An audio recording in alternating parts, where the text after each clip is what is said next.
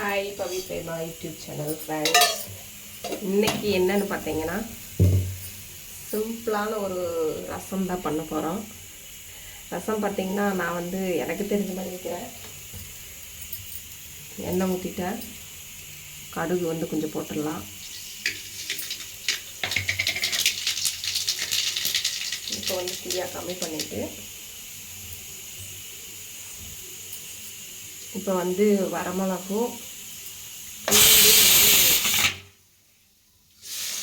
வச்சுருக்கேன், அதை போட்டுடலாம். நறுக்கி வச்சுருக்கேன். நான் சின்ன வெங்காயம் சேர்க்க மாட்டேன். கையிலே சாப்பாடு விசில் வந்துடுச்சு. அடுத்து பார்த்திங்கன்னா மிளகு, அப்புறமேட்டுக்கு ஜீரகம், வெந்தயம் எல்லாம் வறுத்து பொடி பண்ணி வச்சுருக்கேன். நம்ம அதையும் உள்ளே சேர்த்துக்கலாம். சாப்பாடு ரெடி ஆகிடுச்சு, ஆஃப் பண்ணிடலாம். அதுக்கு பார்த்திங்கன்னா புளியும் தக்காளியும் சேர்த்து கரைச்சி வச்சுருக்கிறேன். அதை நம்ம உள்ளே சேர்த்துக்கலாம்.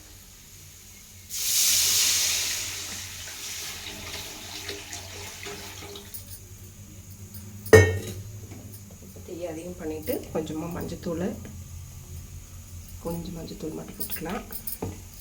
அப்புறமேட்டுக்கு கொஞ்சம் கல்லுப்பு. அவ்வளோதான், ஒரு சிம்பிளான ரசம் ரெடி ஆகிடுச்சு. எங்களுக்கு கொதித்ததையும் நம்ம சாப்பிட வேண்டியதுதான். கொதித்ததுக்கப்புறம் எப்படி இருக்குன்னு பார்க்கலாம். இப்போ பார்த்திங்கன்னா ரசம் கொதிக்கிற கண்டிஷன் ஆயிடுச்சு. ரசத்தை ஆஃப் பண்ணிடலாம். ரொம்ப கொதிக்க விட்டோம் அப்படின்னா அது ரொம்ப அப்படின்னா நம்ம ரசம் ரெடி ஆயிரும். இப்போ என் ரசம் ரெடி ஆயிடுச்சு. நாம் இனி அடுத்து சாப்பிட வேண்டியது தான்.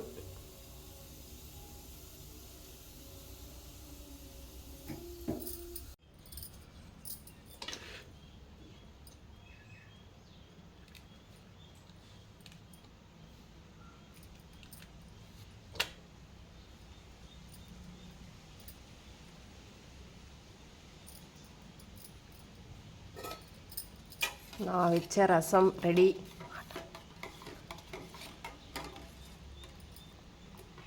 ரசம் சாப்பாடு. ஆனால் இதுக்கு எதுக்காவது தொட்டுக்கறதுக்கு இருந்தால் நல்லா தான் இருக்கும். இப்போது செய்யறதுக்கு டைம் இல்லை. அக்காவுக்கு உடம்பு சரியில்லைனால இப்போது அது மட்டும் தான் செஞ்சேன். இப்போது மதியானம் லஞ்ச் ரசம், அப்புறம் பார்த்திங்கன்னா சாப்பாடு. ஓகே ஃப்ரெண்ட்ஸ், பாய். ஹாய் ஃப்ரெண்ட்ஸ், என்னோடய ரசம் எப்படி இருக்குதுன்னு சொல்லிவிட்டு மறக்காமல் கமெண்டில் சொல்லுங்கள். And Pavi Prema YouTube channel subscribe பண்ணுங்கள்.